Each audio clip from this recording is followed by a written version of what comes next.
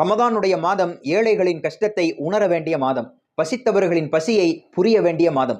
ரசூலுல்லாஹி ஸல்லல்லாஹு அலைஹி வஸல்லம் இந்த ரமதானுடைய மாதத்தை சொல்லுகிற போது ஷஹ்ருல் ஜூத், கொடையின் மாதம் என்று சொன்னார்கள். அல்லாஹ் நமக்கு வழங்கியதிலிருந்து சமூகத்திற்கு அள்ளி அள்ளி கொடுக்க வேண்டிய மாதம் ரமதானுடைய மாதம். ஒரு சஹாபி அல்லாஹ்வுடைய தூதரிடத்திலே வந்து கேட்கிறார், ஐயு ஸதகதி அஃதல், அல்லாஹ்வின் தூதரே தான தர்மத்தில் சிறந்தது எது? உடனே நபி அவர்கள் சொன்னார்கள், ஸதகத்து ஃபிர் ரமதான், ரமதானுடைய மாதத்தில் செய்யக்கூடிய தான தர்மம்.